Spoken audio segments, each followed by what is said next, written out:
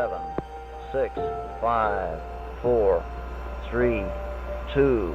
1. MDS to We have ignition. We have a liftoff.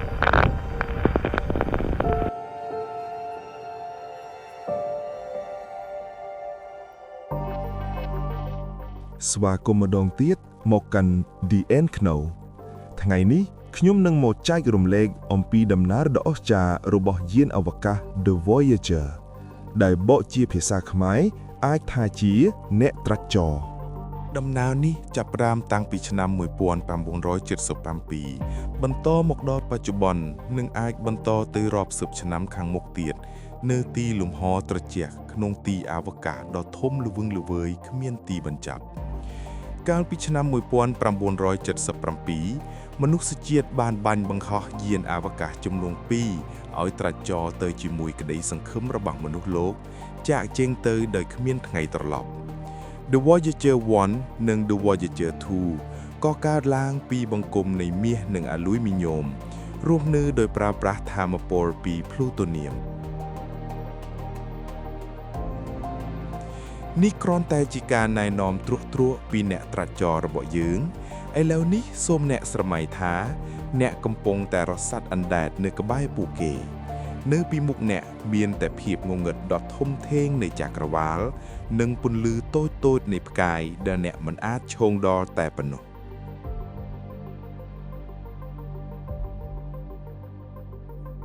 ពេលនេះយើងនឹងមកស្ដាប់កំណត់ហេតុរបស់ពួកគេយើងនឹងរៀនពីអ្វីដែលពួកគេបានឃើញអ្វីដែលពួកគេបានឮនិងអ្វីដែលពួកគេបានផ្ដល់ជូនជាកាដូដល់មនុស្សជាតិនៃភពផែនដីយើងបិទភ្នែករបស់អ្នកដកដង្ហើមរបស់អ្នកមួយដំណើរនៃអ្នកត្រាចរនឹងចាប់ផ្ដើមឥឡូវនេះជំពូកទី1ការតម្រង់ជួរដ៏ល្អឥតខ្ចោះ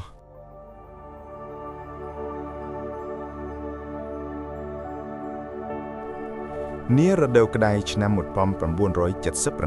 នៅលើភពផែនដីខ្យល់ក្តៅរំហើយកំពុងគ្របដណ្ដប់មនុស្សសាទាំងពួងហើយពិភពលោកកំពុងមមាញឹកជាមួយនឹងរឿងរ៉ាវនានាជាធម្មកាលក្រឡេកមើលទៅ NASA ស្ថាប័នអវកាសរបស់អាមេរិកអ្នកវិទ្យាសាស្ត្រក៏កំពុងមមាញឹកសម្លឹងមើលផែនទីនៃឋានសួគ៌នៅលើមេឃពួកគេបានកត់សម្គាល់ឃើញរឿងដ៏អស្ចារ្យមួយគ្រោងនឹងកើតឡើងរៀងរាល់176ឆ្នាំម្ដងភពធំនៃប្រព័ន្ធព្រះអាទិត្យរបស់យើងគឺភពព្រហស្បតិ៍ភពសៅរ៍ភពអ៊ុយរ៉ានុសនិងភពនេបទូនតម្រង់ជួរគ្នាជាខ្សែកោងយ៉ាងល្អឥតខ្ចោះសម័យកាលធរណីមាត្រដ៏កម្រនេះផ្ដល់នូវជំនួយទំនាញភពដូច្នេះមានន័យថា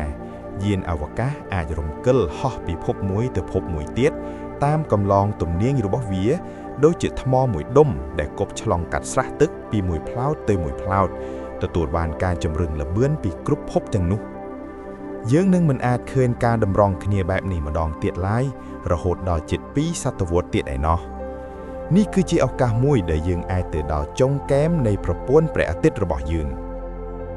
ហើយដូច្នេះហើយនាថ្ងៃទី20សីហាយាន The Voyager 2 ត្រូវបានបាញ់បង្ហោះចេញពីផែនដីយើងទៅ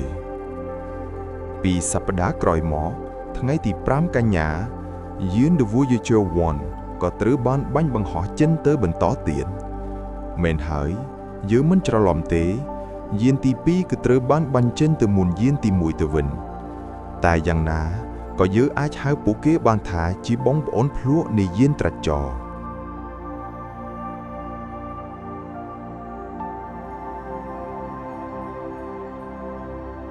នៅលើយាន The Voyager ទាំងពីរមានភ្ជាប់ជាមួយ disk ស្ពាន់ស្រោបមាសមានមុខកាត់30សង់ទីម៉ែត្រ The Golden Record ឬក៏កំណត់ត្រាមាសដែលវាប្រៀបបានជាសម្បត្តិពីមនុស្សជាតិដែលដាក់ចូលក្នុងដបហើយបោះចូលទៅក្នុងសមុទ្រសង្ឃឹមថាមានអ្នកណាម្នាក់នឹងរកឃើញវាតែខុសត្រង់សម្បត្តិរបស់យើងជា disk ពណ៌មាសដបរបស់យើងជាយានទាំងពីរហើយសមុទ្រយើងជាសញ្ញកាសនៃលំហដោយសង្ឃឹមថាអ្នកវិទ្យាសាស្ត្រក្រៅភពណាមួយអាចរកឃើញសារនេះនាថ្ងៃអនាគតនៅលើកំណត់ត្រានេះ មានផ្ទុកនៅចម្លើយអំពីមនុស្សជាតិដែលប្រាប់គេថាតើយើងជាអ្វីតើយើងមកពីណាហើយយើងរស់នៅរបៀបណាខ្លឹមសារនៃកំណត់ត្រានេះត្រូវបានរៀបចំឡើងដោយគណៈកម្មាធិការមួយដែលដឹកនាំដោយលោក Carl Sagan មកពីសាកលវិទ្យាល័យ Cornell ដោយលោកនិងសហការីរបស់លោកបានប្រមូលផ្ដុំរូបភាពចំនួន115រូបសំឡេងធម្មជាតិជាច្រើនប្រភេទដូចជាសំឡេងនៃរលកសមុទ្រសំឡេងខ្យល់និងផ្គរលាន់សំឡេងសត្វស្លាបត្រីបាឡែននិងសត្វមួយចំនួនទៀត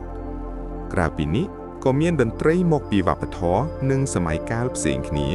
និងការជម្រាបសួរពីប្រជាជននៅលើផែនដីចំនួន55ភាសានិងសារពីប្រធានាធិបតីអាមេរិកនាពេលនោះគឺលោក Carter និងអគ្គលេខាធិការអង្គការសហប្រជាជាតិគឺលោក Waldheim Disney មួយៗគេបានដាក់ក្នុងស្រោមអាលុយមីញ៉ូមដើម្បីការពាររួមជាមួយនឹងប្រអប់សំឡេងនិងបញ្ជុលដើម្បីអាចបង្ហាញពីព័ត៌មាននៅលើ Disney បានដូចជាឧបករណ៍ចាក់ Disc ជំនាន់ដើមនៅលើនោះក៏មានរូបភាពនៃការណែនាំជាភាសារូបភាពពន្យល់អំពីប្រភពដើមនៃយានអវកាសនិងបង្ហាញពីរបៀបដើម្បីអាចបង្ហាញពីព័ត៌មាននៅលើ Disney បានសំឡេងនិងរូបភាពចំនួន115នោះត្រូវបានចារជាទម្រង់ analog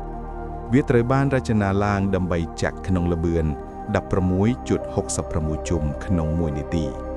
វាមានការជម្រាបសួរស្វាគមន៍ចាប់ដើមជាមួយភាសា Akkadian